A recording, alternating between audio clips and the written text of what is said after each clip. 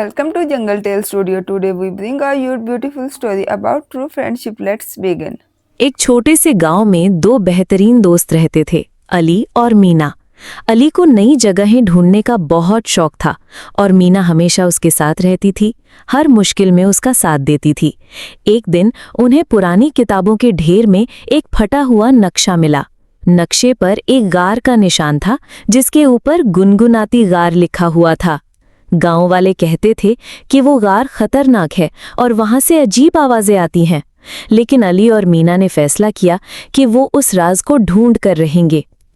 अगली सुबह वो अपने सफर पर निकल पड़े। रास्ते में उन्हें मुश्किलात आईं। वो एक घने जंगल में से गुजरे और आखिर में वो पहाड़ के पास पहुंच गए। उन्हें नक्शे पर बना हुआ गार मिल गया।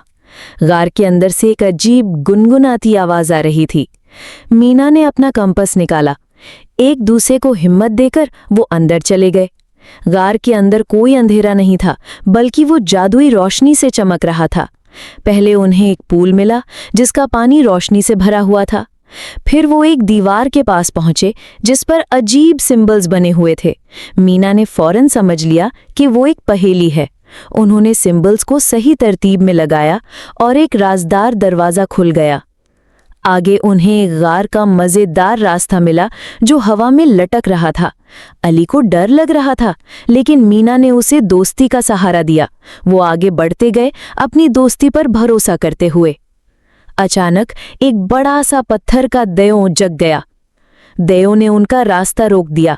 मीना ने देखा कि दयों के दिल में एक निशान चमक रहा है। अली ने तेजी से एक छोटी सी रोशनी की गोली फेंकी। गोली जैसे ही निशान से लगी, दयो फिर से सो गया। वो तेजी से आगे बढ़े, दयो के सो जाने से पहले। अगले रास्ते पर उन्हें एक जादुई भूल भुलैया मिली। ये भूल भुलैया हर बार बदल रही थी। मीना ने अपनी अक्ल इस्तेमाल की। उसने देखा कि वो गुनगुनाती आवाज रास्ता बता रही है। वो आगे बढ़ते गए, आवाज की सिमत में चलते हुए। आखिर में वो गार के अंदरूनी हिस्से में पहुंच गए। वहां कोई खजाना या सोना नहीं था, बल्कि एक बड़ा सा रोशनी का क्रिस्टल था जो गुनगुना रहा था। जैसे ही उन्होंने उसे छुआ, गार की दीवारें चमक उठीं और उन्हें अपने गांव की कहानी नजर आने लगी।